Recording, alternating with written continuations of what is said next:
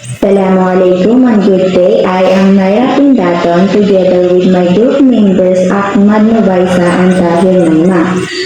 Our group, the Group 6, will be discussing the history and evolution of local government in the Philippines. Specifically, we are diving into the Third Republic. Let's move to our first slide for the overview of our topic. This historical period covers the years 1946 to 1972.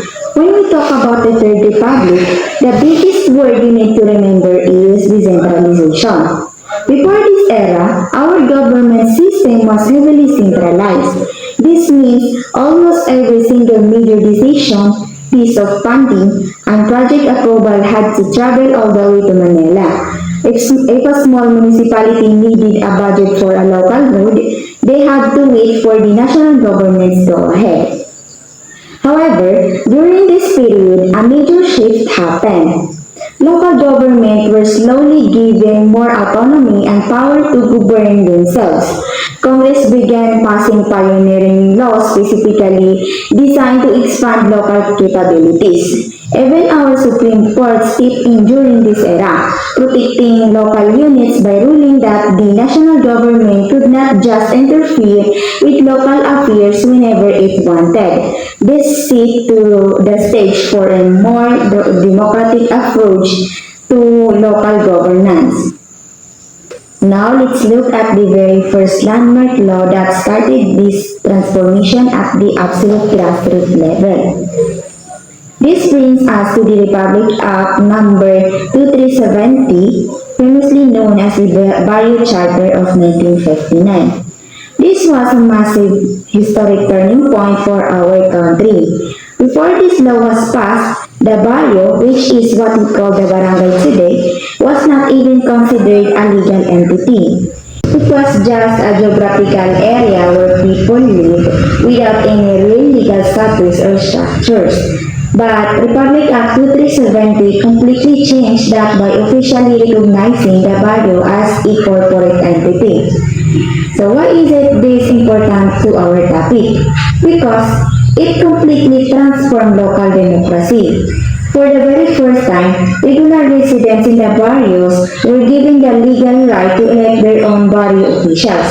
Instead of leaders being appointed from the top down, the people gained a voice. Furthermore, the law granted them limited taxing powers. This means barrios could finally collect small fees to fund their own neighboring projects, pass local ordinances, and solve their own immediate problems without constantly begging the municipal or national government for money. This law was so critical that it was later amended and strengthened by Republic Act 3590. But the reforms didn't stop at the barrio level. Next, let's look at how this autonomy expanded to municipalities and provinces.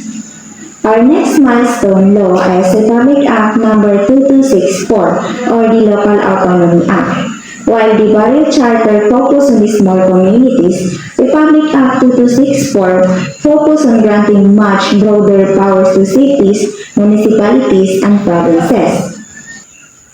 Under this piece of legislation, local government units were given the statutory authority to impose local taxes and license fees on businesses operating in their areas. They no longer had to rely solely on national handouts. They could use these newly generated local funds directly for public welfare projects like building local health centers, public markets, and roads. The most significant achievements of Republic Act 2364 was that it successfully reduced the overbearing control that national officials had over provincial governmance. It proves that local officials were fully capable of managing their own local budgets and programs.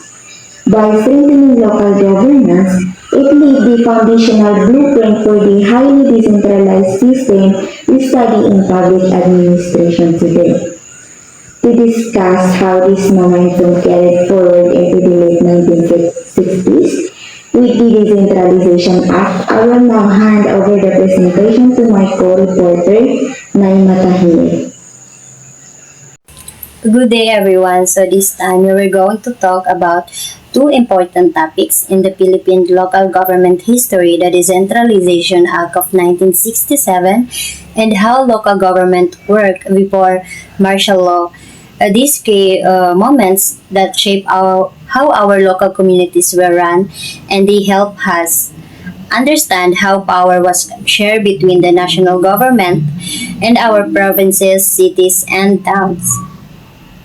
So let's start with the Decentralization Act of 1967.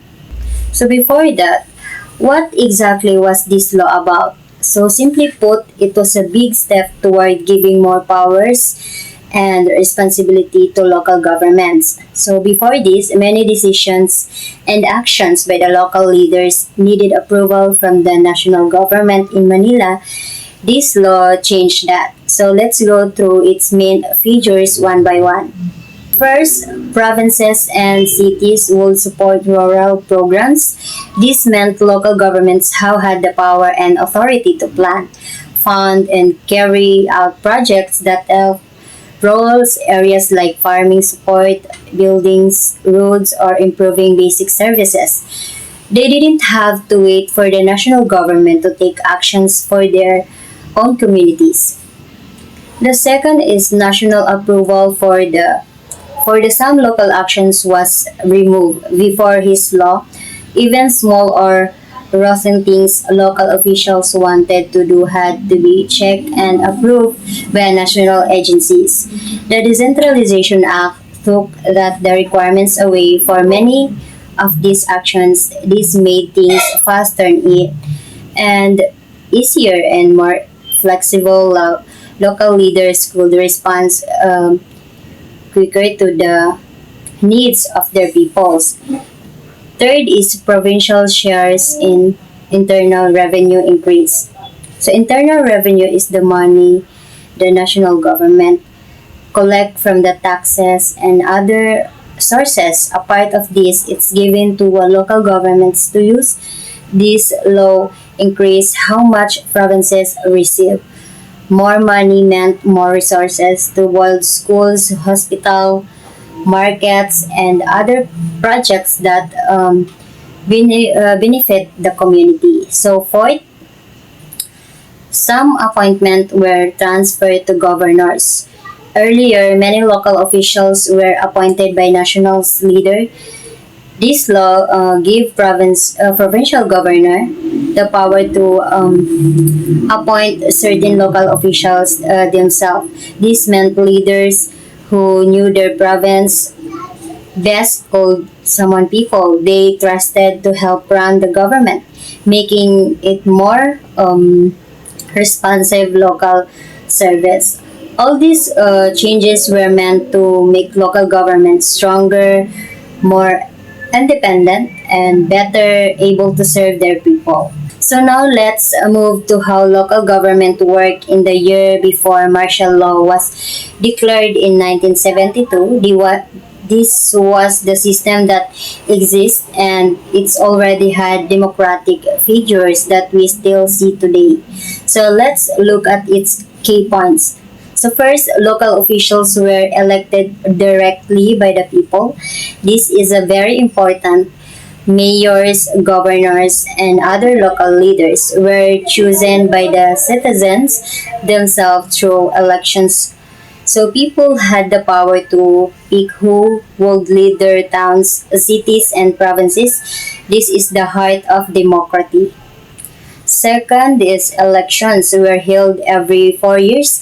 This meant leaders serve for a fixed term. After 4 years, people will choose to re-elect them or pick someone's new. This ensured that leaders remain accountable and had to keep serving the people well to earn another term. So third one is these were a different local legislative bodies. These were the group that made laws, rules, and budget for their areas. There includes uh, barrio councils. These were the smallest units serving our villages or barrios, what we now call barangays. So municipalities councils is these govern town or municipalities. So cities councils for cities making rules, plans for urban areas.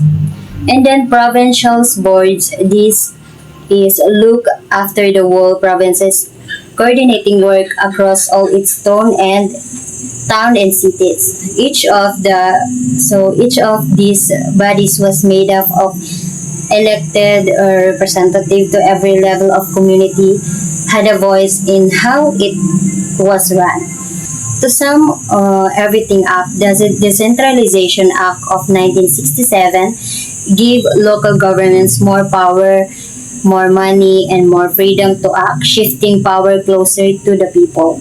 In the local government system before martial law was already democratic. Leaders were elected terms and there were councils and boards at every level to make sure everyone's need were heard. So this development laid the foundations for how local government works in the Philippines today. So this remind us that the giving power to local communities and also letting people choosing their leaders has long been a part of our history and our values. So that will be all. Thank you very much for listening. Everyone. Today I will discuss the importance of the Third Republic in the Philippines and why it became an important part of our local government system today. The Third Republic of the Philippines started in 1946 after the country gained independence from the United States. So after World War II, maraming nasirang establishments, economy, and government systems. So the country needed to rebuild itself, and during this period, the government focused on improving governance and giving more power to local governments.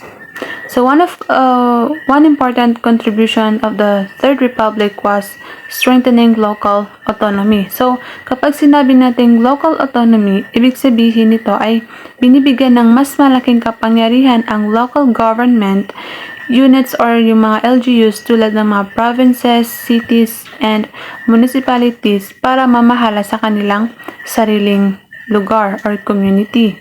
So before, mas kontrolado ng national government ang decision-making, pero noong Third Republic, local officials were given more authority to create programs and address the needs of their communities.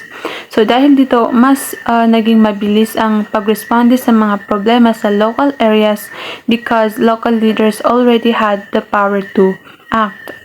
Another important contribution was the promotion of decentralization. So, ang decentralization ay ang paglilipat ng ilang powers and responsibilities from the national government to local governments.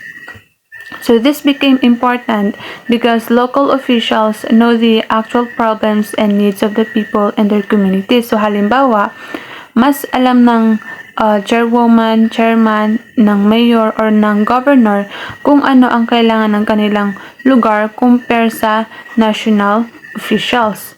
So through decentralizations, local governments became more responsible for services such as health programs, yung mga educations, public works, and community projects.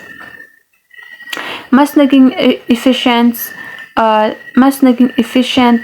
din ang governance because decision could already be made at the local level without always waiting for approval from the national governments.